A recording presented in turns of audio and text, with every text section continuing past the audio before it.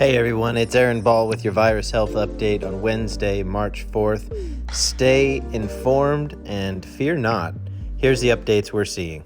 The obvious question, Neil, to pose to anyone inside that room was, is it safe to fly?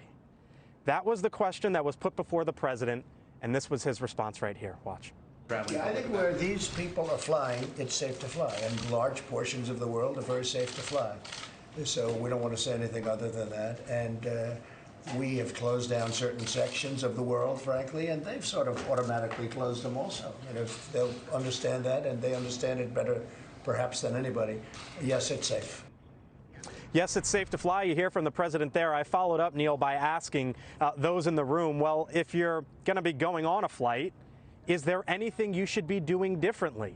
We have heard from the public health experts time and time again over the last couple of weeks, and now it seems like it's become standard practice for most. Wash your hands, do it for 15 to 20 seconds. The answer that I got from inside the room was eventually passed off to Ambassador Debbie Birx. She's been brought on to the team to combat the coronavirus. She's the government's foremost expert when it comes to dealing with HIV/AIDS, and her answer was essentially the same thing. If you're going to be on a plane, make sure you're washing your hands and make sure your hands are clean. The numbers are troubling, and we're right to be concerned. As we sit here this morning, we've got over 93,000 confirmed cases of the virus. We have over 3,100, nearly 3,200 confirmed deaths. Of those cases of the virus, we're sitting at just 127 in the United States. So the bulk of that is overseas, and the overwhelming majority of that is still in China. That's good news.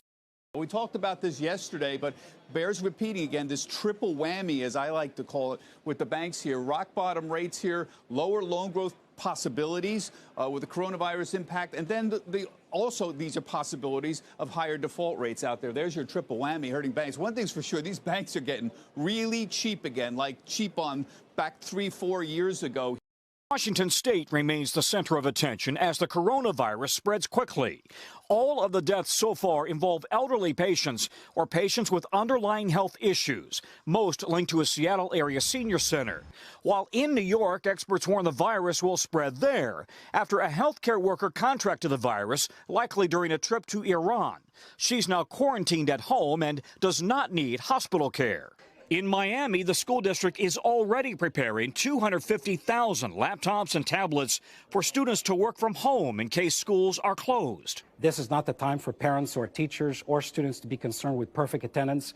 If you're sick, don't come to school. President Trump on Monday met with drug company CEOs. When do you think you could have the vaccine? Pushing them to quickly develop a vaccine while seeming to contradict a timeline offered by Dr. Anthony Fauci, the nation's top virus control expert. Do you accept that this will take longer, probably, than you would like? I don't know what the time will be. I don't think they know what the time will be. I've heard very quick numbers, a matter of months, and I've heard pretty much a year would be an outside number. He's asking the question, when is it going to be deployable?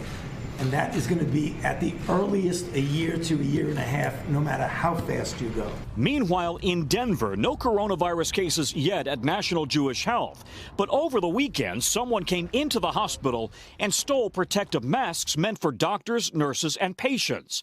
With supplies running low nationwide, the hospital is now guarding its supply while it awaits another delivery.